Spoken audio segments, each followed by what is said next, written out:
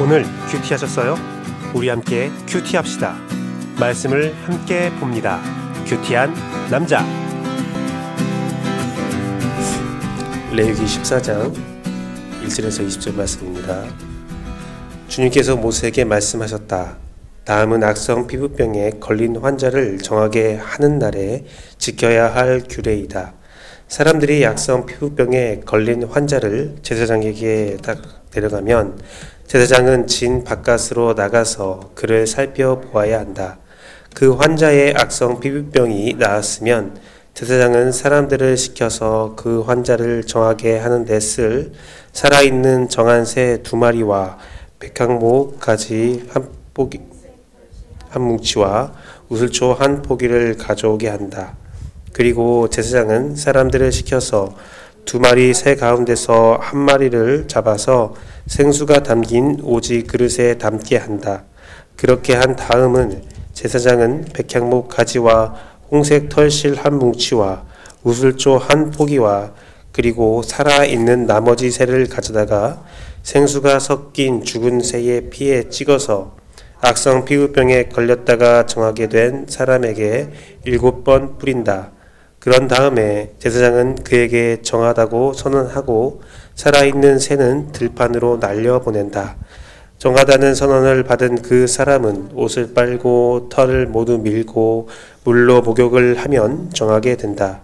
그리고 진으로 돌아온 뒤에 그는 이레 동안 장막 바깥에서 살아야 한다.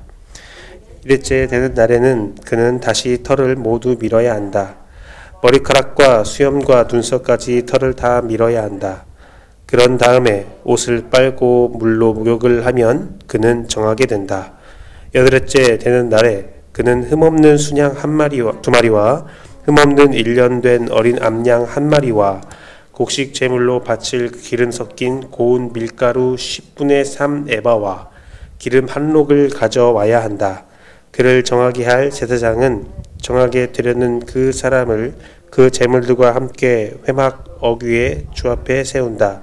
제사장은 수양 1마리를 끌어다가 그것을 기름 한 록과 함께 속건 제물로 바치는데 그것은 주 앞에서 흔들어 바치는 제물이므로 제사장은 그것들을 흔들어야 한다.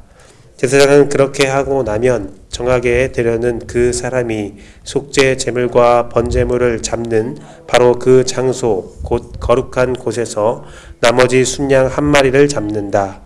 속건 제물은 속죄 제물과 마찬가지로 제사장의 몫이 된다. 그것은 가장 거룩한 것이다.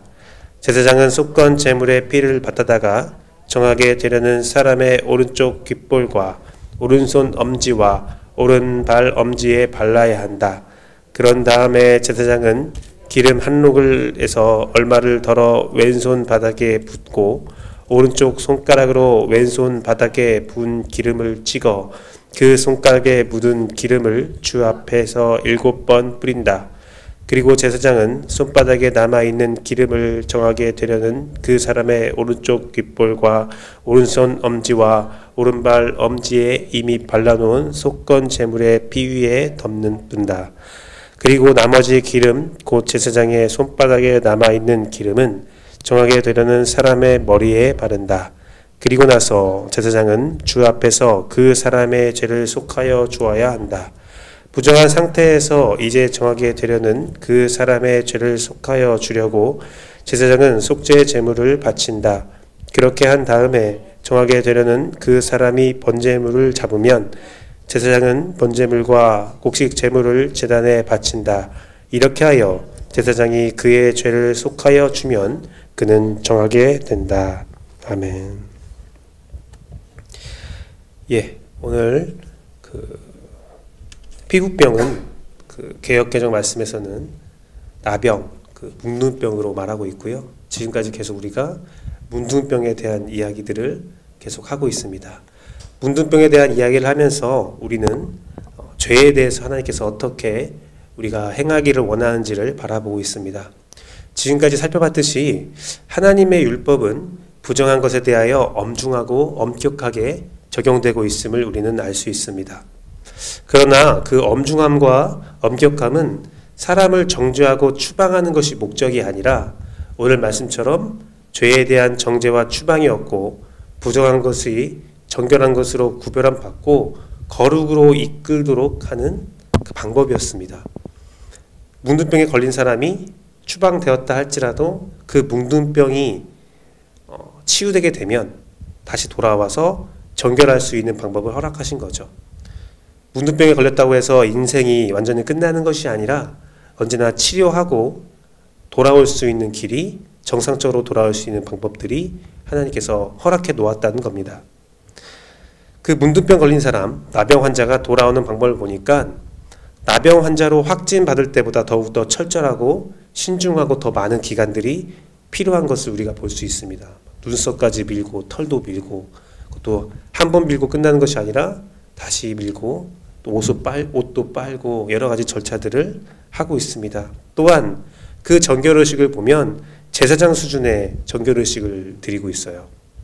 오른쪽 귓볼과 오른쪽 손과 오른쪽 발가락에 빨간 피, 속죄 제물의 피를 바르고 기름을 바르는 것은 그 제사장이 임명받을 때 했던 정결의식이거든요. 이렇게 철저한 정결의식을 또한 그가 정결의식을 치를 때에 모든 제사를 다 드려요. 속죄제, 속건제, 번제, 소제까지 다 드리죠.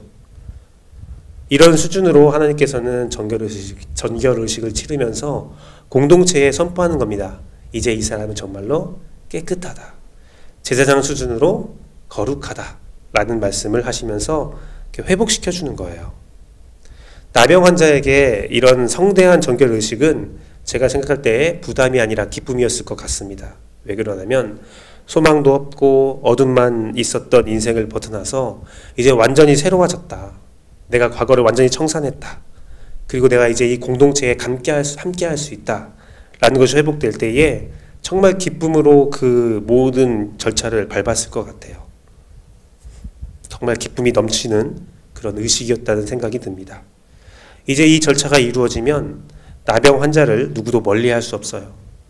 부정한 사람이 정결케 되었던 그 모습이 선포되면서 어떤 사람도 그 나병 환자를 멀리할 수 없습니다. 나병이라는 병의 특징이 뭐냐면 그 병이 치유되어도 무너진 외형들은 그대로 남아있거든요. 피부가 다 해지고 손가락이 만약에 잘라지고 없어졌다 했다면 그 병이 치유돼도 그 흉측한 외모는 남아있다는 겁니다. 병이 치료되어서 더 이상 병자가 아니지만 더 이상 병이 진행되진 않지만 과거 병의 흔적이 남아있기 때문에 이웃들은 의심하고 두려워하고 멀리할 수 있습니다. 이럴 때 이런 거대한 절차, 충분한 절차는 이웃들에게 확실한 보증을 심어주는 거죠. 이 사람에게 뭉둔병의 흔적이 남아있지만 이 사람은 깨끗해 라고 확실하게 선언하고 있는 겁니다. 오늘날 우리에게도 율법이 있어요. 바로 성령님의 새로운 생명의 법입니다. 우리는 예수 그리스도의 십자가의 보혈을 통해서 나병 같은 죄악에서 확실하게 자유케 되었고 생명으로 인도함을 받았습니다. 그리고 성령님은 우리의 상태를 보증하여 주시고 죄가 확실히 치유되어서 우리가 자유한 삶을 살고 있다고 열방에 선언하십니다. 하지만 우리에게는 죄의 습성과 외형이 남아 있습니다. 죄의 흔적이 남아 있지요. 다만 성령님의 보증하심으로 담대하게 이 세상을 살아갈 수 있을 뿐입니다. 오늘 말씀을 묵상하다 보니까 확실히 구약보다는 신약의 시대가 우리에게 복이 많은 것 같습니다. 수많은 절차와 복잡한 절차들이 예수 그리스도를 믿는 것으로 한 번에 정리되었기 때문이죠. 단번에 드려진 예수 그리스도에 대한 믿음, 그 십자가는 모든 속죄제와 속건제와 번제와 소제가 다 해결되었습니다. 그렇다고 해서 그 제사를 드리는 정성이 다 사라진 것은 아니지요.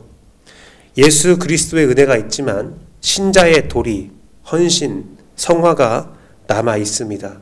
우리는 삶을 통하여 우리의 믿음의 정결함을 증명해 보여야 합니다. 사랑하는 또 존경하는 성도 여러분, 우리는 예수 그리스도로 인해서 완전히 자유하게 됐고 완전히 정결하게 되었으며 성령님으로 보증받아 우리의 완전한 삶, 거룩한 삶, 정결한 삶을 살아갈 수 있게 되었습니다. 그리고 끝내 우리는 마지막 날에 예수 그리스도와 함께 거룩한 육신과 거룩한 영혼을 얻게 될 것입니다. 이것은 저의 말이 아니라 성경을 통해서 하나님께서 우리에게 전달한 말이지요. 더 이상 과거는 나의 발목을 잡지 못하고 우리는 완전히 정결한 상태입니다. 구약과 신약을 비교해 보면 정말 은혜가 커졌죠. 의무도 줄어들었습니다. 또한 우리가 정결하게 살아가는 삶도 성령이 이끄신다고 하니 우리가 할 수 있는 것, 해야 되는 것은 하나도 없어 보입니다.